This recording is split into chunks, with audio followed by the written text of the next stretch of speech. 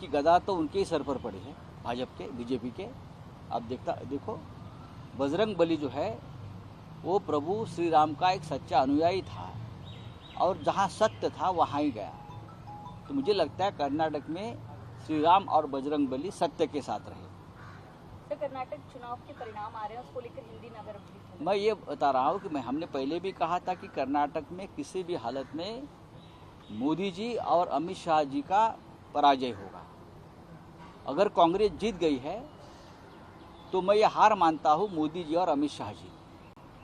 BJP की बात बाद में, क्योंकि कर्नाटक का चुनाव जिस तरह से प्रतिष्ठा का चुनाव बनाया था प्रधानमंत्री जी ने खुद आकर, और अगर हम लोग हार रही है देखने के बाद बजरंग बली को चुनाव प्रचार में उतारा था, लेकिन बजरंग बली की गदा बीजेपी के ही सर में टूट पड़ी और उनका सर टूट गया है। ये आने वाले 2024 की चुनाव का एक दिशा दर्शन है। 2024 में क्या होगा? 2024 में यही होगा जो कर्नाटक में हुआ। केस रजिस्टर किया गया है, बहुत ड्रामा हुआ था महाराष्ट्र में, उसके बाद अब ये केस ड्रामा ही हुआ था ना, सच क्या था उसमें? ड्रामा होता है। नवाब मलिक जी जो बात कहते थे और हम नवाब मलिक के समर्थन में थे, तब भारतीय जनता पार्टी के सब लफंगे इस अधिकारी के समर्थन में खड़े रहे थे, सड़क पर उतरे थे। We support so and so officer, जिसके ऊपर ये सब चार्जेस लगे थे। अब उसके बारे में क्या उनकी राय है?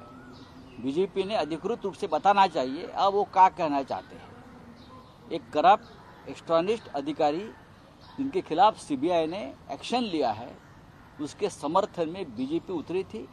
निरपराध इनोसेंट बच्चों को पकड़ा गया था, उनकी लाइफ बर्बाद कर दी और नवाब मलिक को गुनहगार ठहराया ये लोगों ने सबने मिलकर।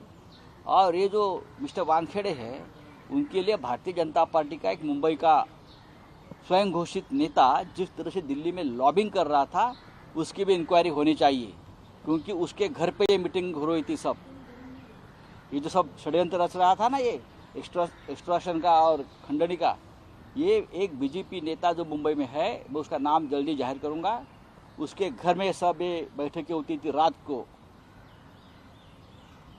को 2 बजे के बाद ये मीटिंग होती थी और वहाँ ये सब एनसीबी के अधिकारी आकर बैठते थे और उसके लिए दिल्ली में लॉबिंग करने वाले बीजेपी के लोग थे। अब उनका क्या कहना है मुझे बताइए। परमवीर सिंह को क्लीन कर दिया गया, उसको लेकर क्या कहेंगे? बीजेपी तो वॉशिंग मशीन है ना, वो पॉलिटिकल लीडर्स और अधिकारियों को भी इस तरह से क्लीन कर लेती है, लेकिन जल्दी सरकार बदलने वाली है।